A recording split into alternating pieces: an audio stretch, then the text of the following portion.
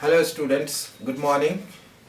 Today we will continue our discussion on selective serotonin reuptake inhibitors and atypical antidepressants.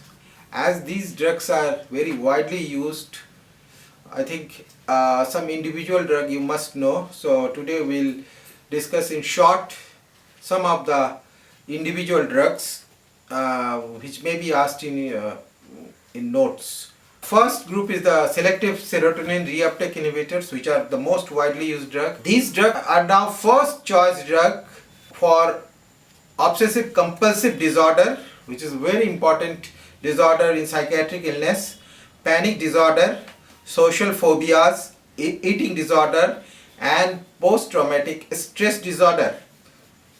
They are also increasingly used for many anxiety disorders, body dysmorphic disorders, compulsive buying, and kleptomania. Kleptomania, that is a typical term which is used for theft of small things, though patient is buying costly things, but he or she will steal small things. That is known as kleptomania. Elevation of mood and increased work capacity has been reported in post-myocardial infarction and other chronic somatic illness. Now SSRI are most widely used and are being used to improve outlook on life and to feel good even in apparently non-depressed patients. That means as today's life is very fast and tough, even in many normal persons with other illness, when patient goes to a doctor, doctor prescribes small amount of this group of SSRIs to have a good feel, and outlook on life becomes positive. Though patient is a normal, that is non-depressive patients. Such is the popularity of this group of drug. Now let us discuss, as I said, individual drug in short. First drug which is used is the fluoxetine, a bicyclic compound, prototype of the SSRIs and longest acting. Plasma half-life is 2 days. It has caused more agitation and dermatological reactions than other SSRIs. Because of slower onset of antidepressant effect, it is considered less suitable for patients needing rapid effect, but is more appropriate for poorly compliant patients. Its stimulant effect could worsen patients showing agitation. Now the second drug is the fluvoxamine. Fluvoxamine, it is a short-acting SSRI. Half-life is slightly lower, that is about 18 hours. More commonly used in hospitalized patients and in a number of anxiety disorders. The paroxetine, this is a higher incidence of GI side effects. The other effects being like that of other drugs, but prominent GI side effects and discontinuation reaction than with other SSRI has been noted. That is, it causes more GI upsets. Then sertraline, it gained popularity since in clinical trials fewer patients stopped sertraline due to side effects. In some clinicians, this sertraline is very popular. Drug interaction due to inhibitor of a cytochrome P isoenzyme are less likely to occur with it. Its plasma T-half is 26 hours and it produces a longer lasting active metabolites. Now citalopram, this SSRI shares with a sertraline a lower propensity to cause drug interaction. Half-life is about 33 hours.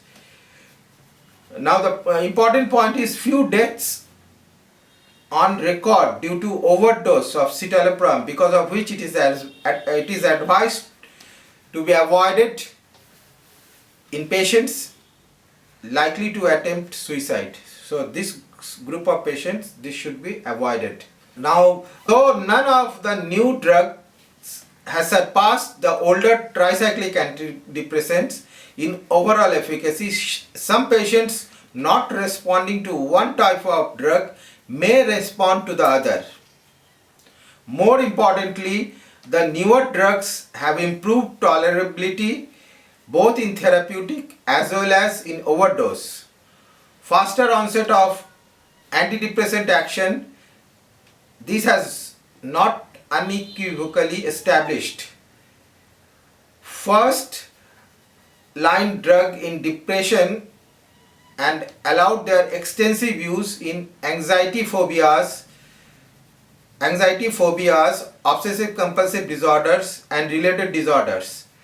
The SSRIs produce little or no sedation, do not interfere with cognitive and psychomotor functions or produce anticholinergic side effects. They are devoid of alpha adrenergic blocking actions. Postural hypotension does not occur. So it is suitable for elderly patients. Those group of patients frequently suffer from hypertensive or some variation in blood pressure problems. They have practically no seizure precipitating property and do not inhibit cardiac conduction. Overdose arrhythmia are not a problem. So this is also important, that it has got a less cardiac effect. So this is about the SSRIs. Now in short, let us discuss some of the atypical antidepressants. Those are also quite widely used. The first drug is the trazodone.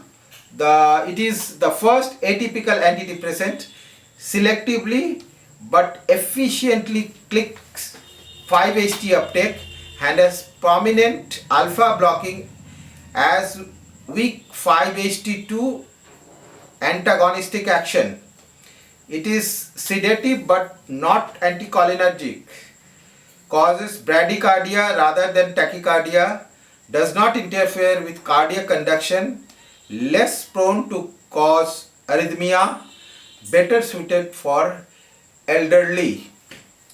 Mild anxiolytic effect has been noted and it has been benefited in cases of obsessive compulsive disorder. Some cases of priapism is also reported.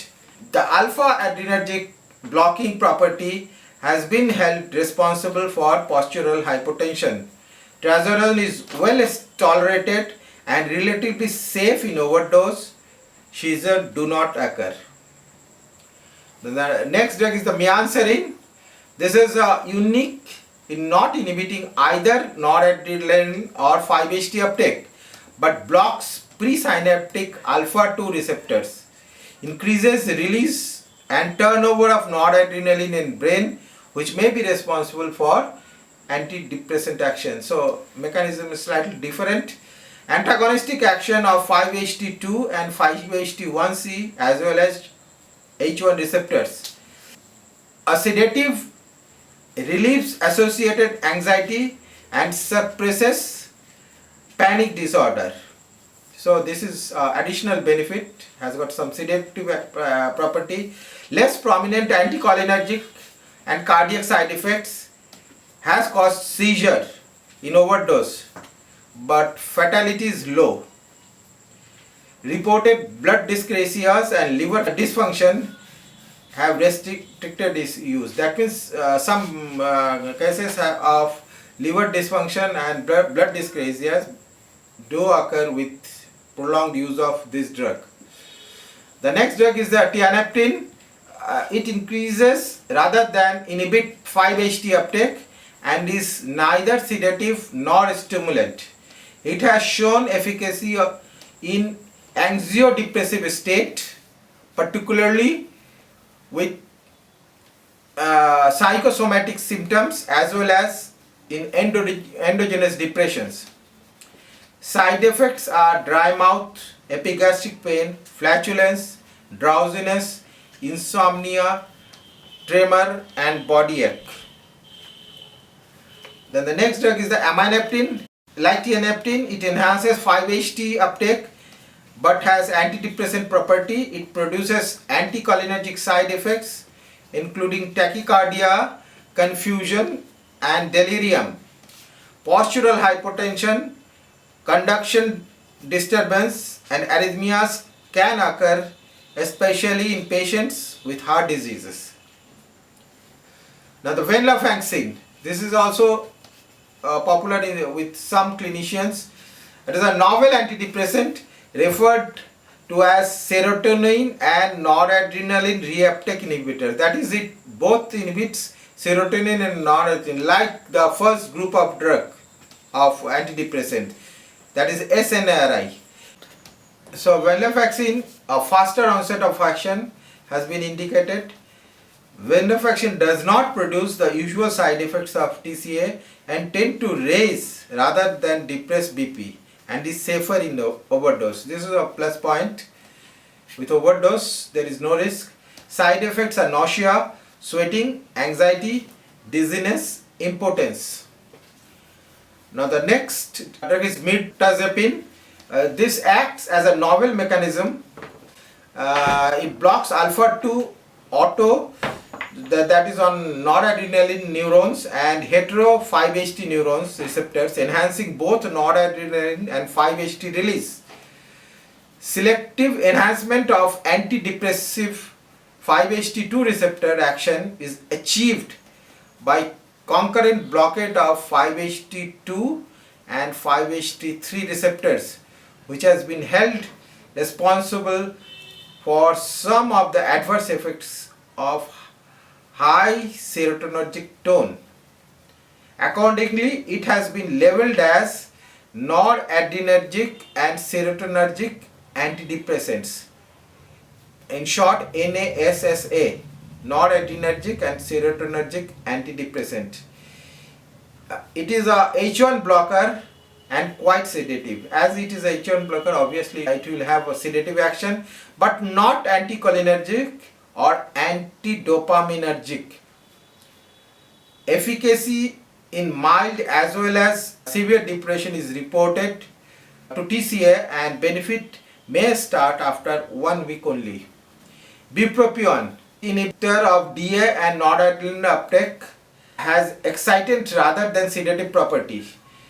It is metabolized into an amphetamine-like compound. So any compound which is metabolized to amphetamine-like compound obviously will have a excitant reaction.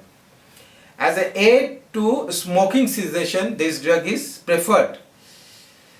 High smoking abstinence and quitting rates than placebo. If you compare the placebo treatment with this drug for quitting smoking, it has been found that this drug is more effective, and better result has been obtained when this drug is combined with nicotine patch. That is, with nicotine patch, smoking quitting can be achieved very well.